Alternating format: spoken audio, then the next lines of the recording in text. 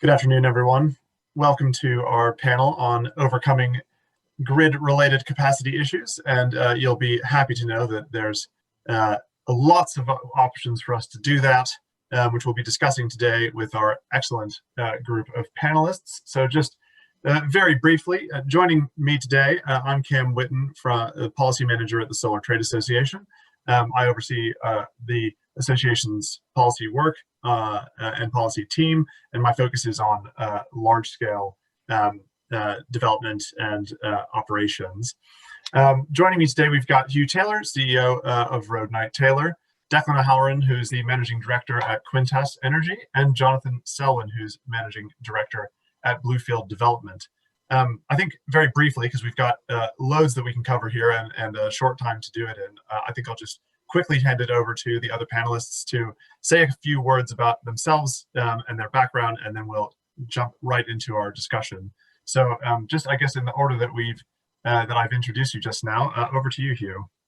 Hi, Hugh Taylor. I'm CEO at Road Knight Taylor. My team has grid expertise, and we also advise organisations investing in their own schemes at the large scale and behind the meter with generation, storage and heat technologies. Great, thanks, Hugh. Declan? I'm Declan O'Halloran, CEO of Quintas Energy, a group of companies that include, amongst other things, asset management services, for which we're probably best known, but also we provide development and co-development services, advisory services, and some data services to complete a fairly broad range of overall assistance to the solar sector. Brilliant. And Jonathan? Yeah, I'm Jonathan Selwyn, Managing Director of Bluefield Development. We're the newest part of the Bluefield Group. We work closely with Bluefield Partners, who's the investment advisor to the Solar Income Fund, which has over 0.5 gigawatt under long-term operation and ownership. And we also work closely with the services and the operations and maintenance part of Bluefield. And also I'm chair of the Solar Trade Association. Great, thanks, Jonathan. So just to I suppose, just to tee up the conversation a little bit and do a bit of context setting. This is an issue that will be familiar to everyone in the industry. It's nothing new. But it's something that is increasingly becoming a center point of the conversation as we look towards 2030 and net zero, and really sort of want to dig in today to some of the major barriers, but also opportunities that exist in addressing grid capacity writ large. Where are we seeing progress? Where have there been challenges? And how can we squeeze the most out of what we've already got in terms of capacity? From an efficiency perspective. This is, you won't be surprised, a bit of a sneak preview for STA members. We've done our annual membership survey, and this is one of the key policy issues that is emerging as a priority for members at all scales of development across the industry. Those of you will probably be familiar with the studies that have come out recently on this. The National Grid Future Energy Scenarios this year projects that we need to invest roughly 10 to 15 billion per year in new generation capacity out to 2050 to hit net zero. And of course, that's going to need to come with a commensurate level of investment in transmission and distribution infrastructure. What the Committee on Climate Change has projected is that this supporting infrastructure needs roughly £4 billion a year in investment to deliver that increase in capacity and get us to net zero. That is roughly double where we are currently in terms of infrastructure investment in the networks. And these reports often, to be fair, assume a significant amount of private investment in delivering the energy transition. So I think we've got the right folks in the room to discuss this today. So yeah, I guess just to open it up to the group then, in terms of the barriers and opportunities that we're seeing, we're starting to hear a lot of positive signals, I suppose, as it were, from Offgem, BEIS, and other players in the marketplace. But there still needs to materialize, I think, a fair bit of action to back up the aspirations there. So, Hugh, perhaps you can, kick us off by weighing in on sort of what more we need to be seeing in terms of decisions being taken to accelerate deployment and reinforcement of the network? Yeah, sure. So thank you, Cam. I'm actually really quite positive. We were just having a chat before we came live that, first of all, I think there is an awful lot of capacity out there. It's just that capacity isn't being readily accessed on the whole by the developer community. And we've got a relatively kind of broken system out there in terms of the way that the developer community is seeking connection opportunities and going about securing those, and the way that the network operators are sort of addressing that kind of surge in site acquisition activity. And there are just a few things that I think we've, over the years, and I'm sort of guilty as the next man, because I've been on connection steering groups for 6 of the UK DNOs for about 5 years now, and I've been pushing the DNOs in certain sort of directions, and unfortunately, the world has changed in terms of the type of connections that people want, the type of technologies that are out there, and the system that we've got now isn't fit for purpose. But some pretty sort of simple but fundamental tweaks will mean that that the developer community will have far more success.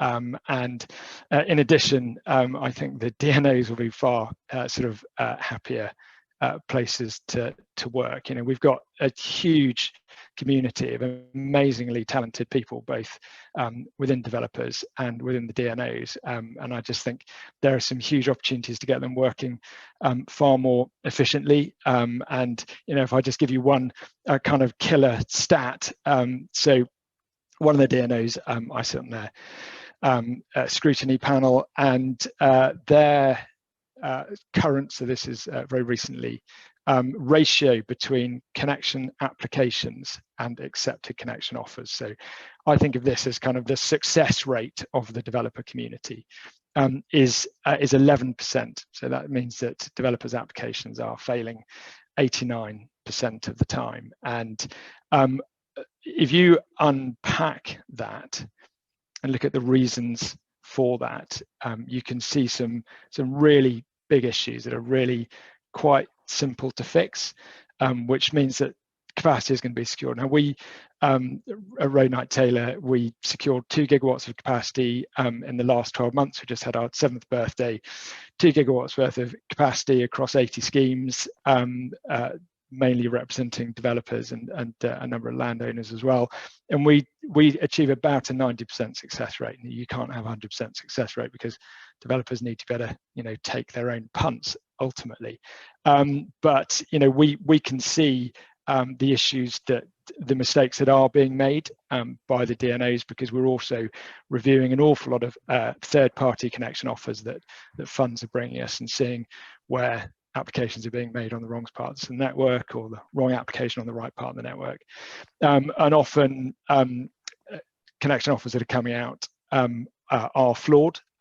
Partly because of the massive weight of work that the engineers at DNOs are under at the moment in terms of processing all of this activity.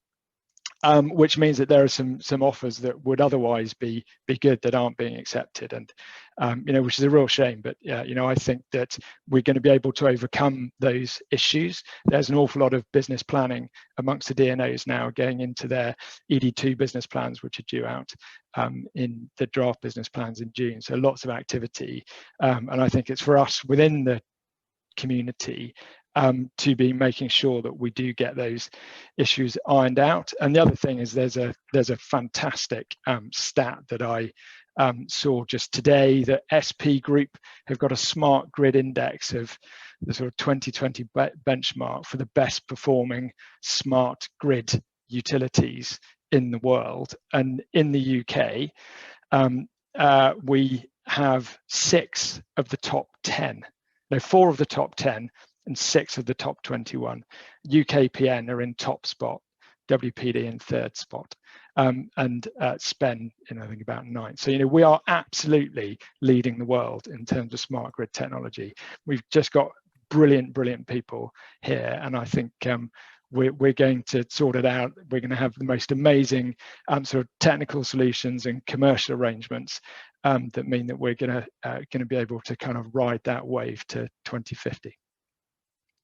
Yeah, that's brilliant. I think many in the industry will be enthused to hear your bullishness on the state of play and opportunities going forwards. And certainly, I think a lot of progress we are starting to see, particularly at the DNO level, getting to see more access to data, getting to see a better wholesale picture of the network in real time, which I think is going to move us towards utilizing the grid most effectively and finding that additional capacity and opportunities. I suppose, Jonathan, sort of on the same point, in terms of getting projects over the line, what sort of where are we starting to see progress and opportunities in terms of those moving those discussions forward with DNOs?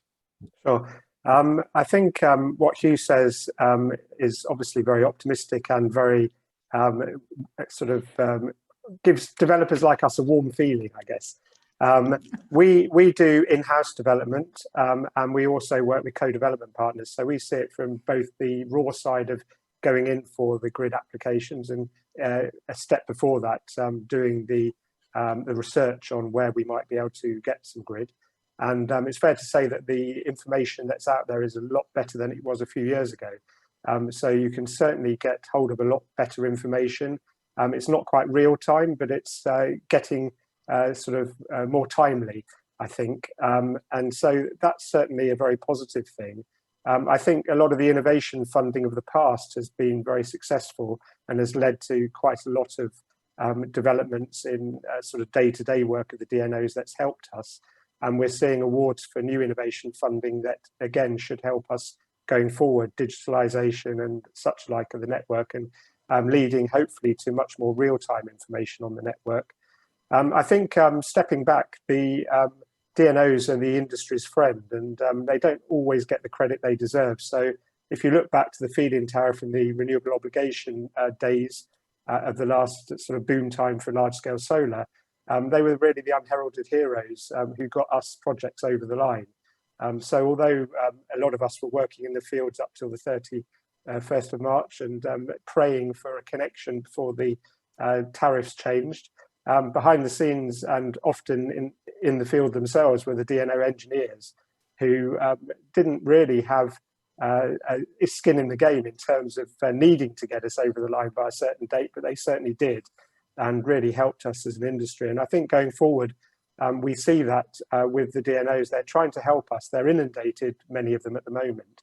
And this is leading to longer lead times than we would like and maybe not such good information coming out of them.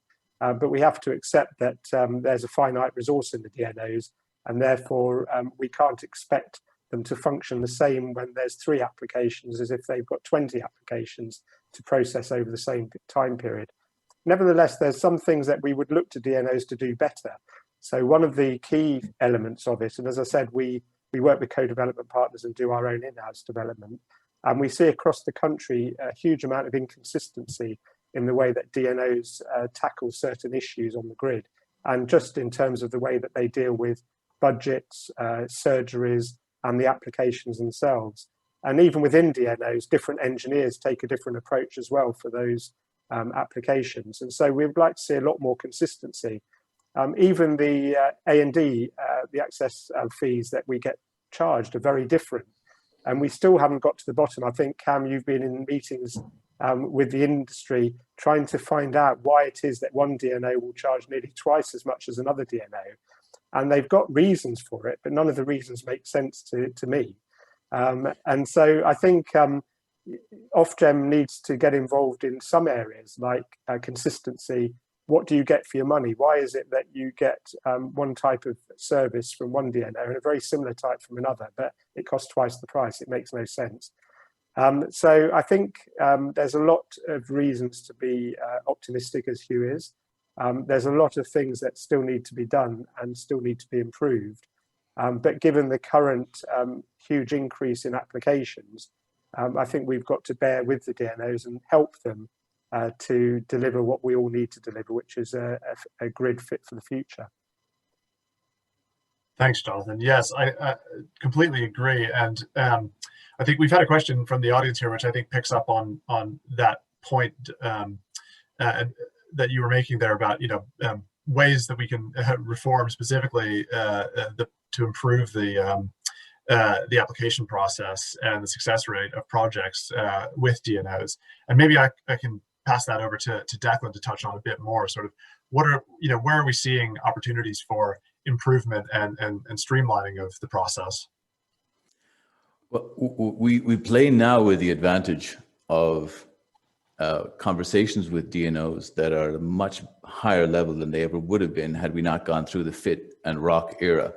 There was a time when DNOs really thought of PV as some kind of energy afterthought.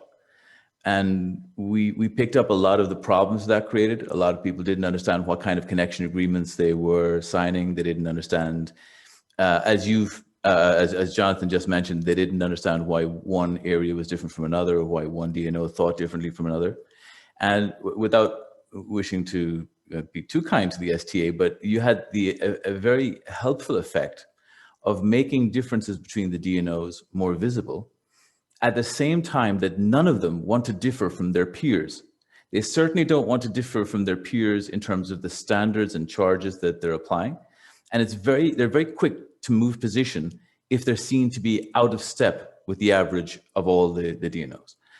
So the role of the STA in making what Jonathan said visible, let them see that we know what one is charging compared to another, and they will auto-regulate as fast as they possibly can. That's a very helpful thought.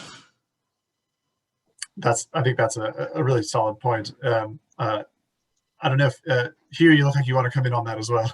Yeah, well, I think I'd just come in on the difference in the prices that the different DNOs charge, and just to kind of from their perspective, each network has different levels of complexity. And it's absolutely clear that on a really simple network, it's going to be much easier not as much that will take the difference between 1,700 quid and 8 grand, but levels of complexity do have quite a big impact. And the other thing is exactly as Jonathan said, is what you actually get in terms of your quotation, and the difference between one of the lower prices in terms of the DNO, in terms of their A&D fee, what you get is a fraction of the sort of commercial and technical detail in the connection offer compared to one of the two highest. And I think there absolutely needs to be a really good long look at what we get in our quotations, and just in terms of what reforms you make. And Jesus, I could talk about this for hours, so I'll just try and just pick kind of one or two things. But first of all, I think what's absolutely key is we need to be getting really good detail in those connection offers in order that people can make good decisions. Now, if a connection offer is based on a number of assumptions and you're piling worst case scenario onto worst case scenario, then a connection offer is going to look to the relative layperson, which the majority of developers are when it comes to grid expertise. Connection offer is going to look unviable, and this is one of the issues with otherwise viable connection offers being passed over by developers, and having the engineers have the time to do all of the research that they need to do in order to take away the caveats and the assumptions on worst case scenarios. So things like asset condition and the protection arrangements on particular parts of the network. If they have all of those available, whether or not there's a spare bay, some of the assumptions that get made, assumption on assumption, can just add millions and millions to the cost of a connection offer. And we are regularly, because we carry out connection offer reviews, where we play, it's the fun bit, is in the non-contestable elements, and we are regularly saving multiple millions, hundreds of thousands, and sometimes multiple millions on individual connection offers just in non-contestables. And that shouldn't be the case. I mean, it's great for us and it's great for our clients, but it should be the case that the level of diligence and skill and care that goes into the connection offers should be uniform across the DNOs and across the individual engineers. But I think if we just unpack the fact that we have huge numbers of really brilliant system planners within the DNOs, unfortunately they just don't have the time and resource to be doing this, because they're under a massive weight of surgery calls where they're having to have conversations with people who don't speak the same language as them, don't understand the questions to ask and how to interpret the answers. They're under a morass of budget estimate applications. One developer I spoke to told me that he had just within the last 2 months put in a budget estimate applications for 400 sites at multiple scales, and that's just is not good. I mean, they give you as many false positives as they do false negatives, just like heat maps do, and the DNO engineers are drowning, and they're not able to give the level of expertise that they need to. And because of the heat maps, we've got this herd mentality where lots of developers are putting in applications on the same parts of the network that might actually be inappropriate parts of the network to be applying for anyway.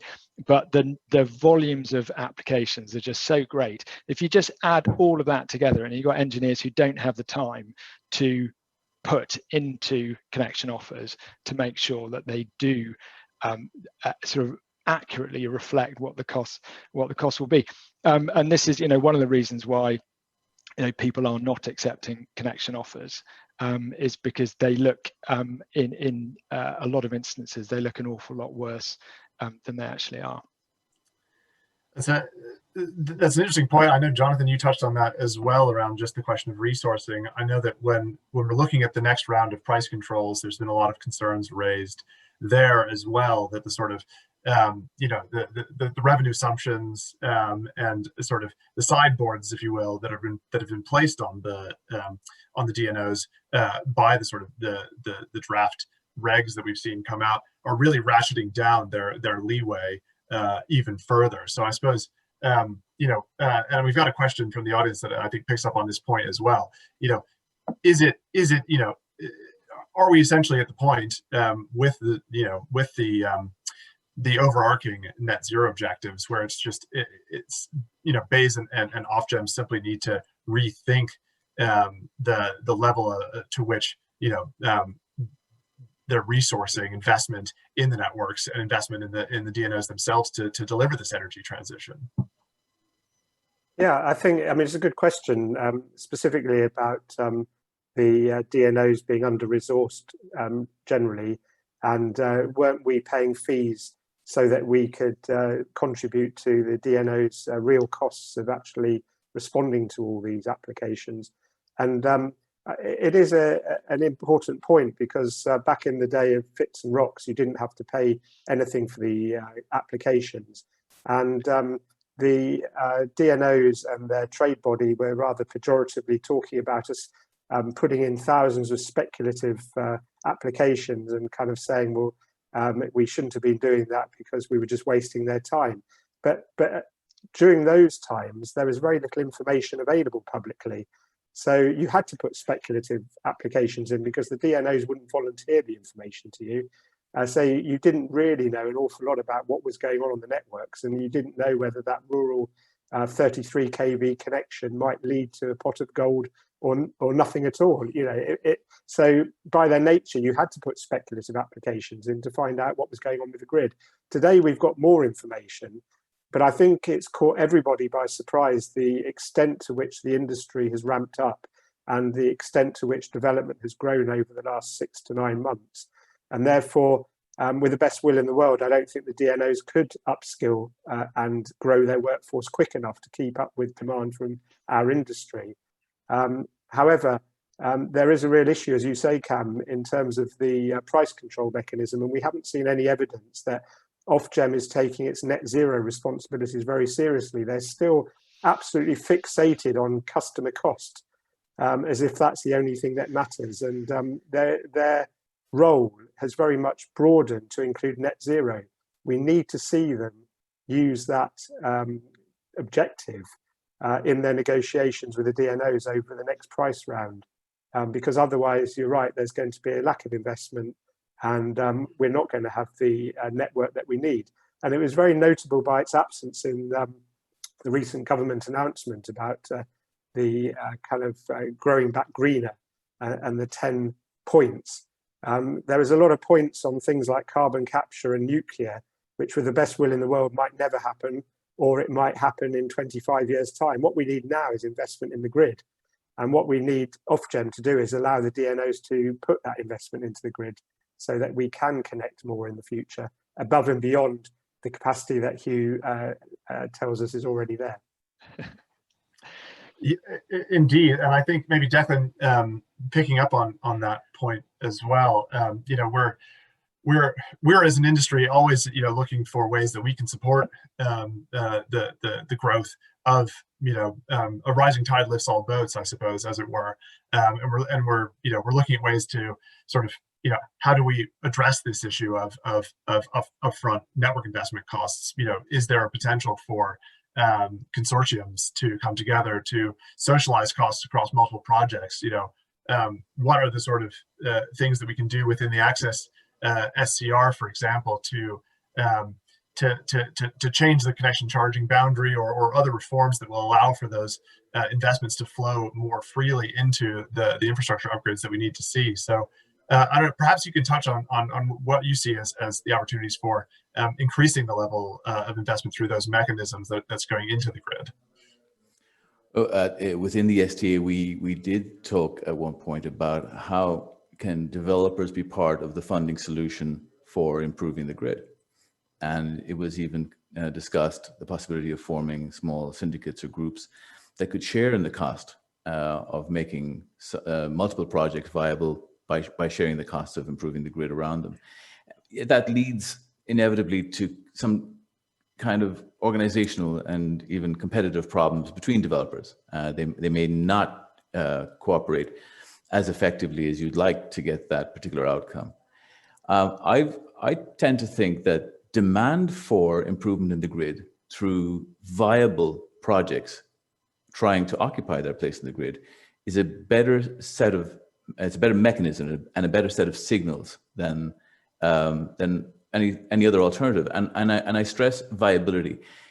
When FIT and ROC farms were being built first, we were talking about farms that could be quite small. They averaged out across the 8 gigawatt fleet that exists at the moment in between 7 and 10 megawatts per site.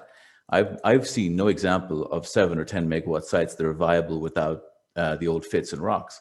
Therefore, they have to be larger.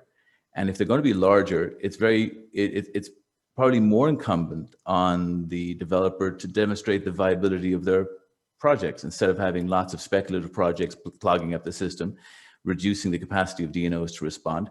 There should be a greater onus on developers to prove not only the viability of their project, but also their financial commitment to seeing it through. We see in other countries that you've got to put up a bond in order to submit your project. Those are not impediments to growth. They are the correct ordering of demand on the development side for the eventual grid that we all need to make the whole system function. And I would be keen to see the STA look at what is it about the way we develop that makes the DNO a more shareable and more productive resource for all of us. I think that's a really good note to end on there. I know that we're coming to 1 minute left in the discussion here. So I guess just in close, but there's clearly a lot of opportunity. There's a lot of optimism, which I think we share. of the way forward here, and the potential for the system to for us to squeeze the most out of the existing assets and actually build on what we've got already to deliver net zero. So this is something that we'll of course be taking forward within the STA and across the industry, and invite everyone to join us in that discussion. Much more than we could unpack in 30 minutes today, but I hope you found the session helpful, and just a big thank you again to all of our panelists for joining us here. And with that, we'll hope you enjoyed the rest of Solar and Storage Live. Thanks, Cam. Thanks, everybody. Thanks, Cam.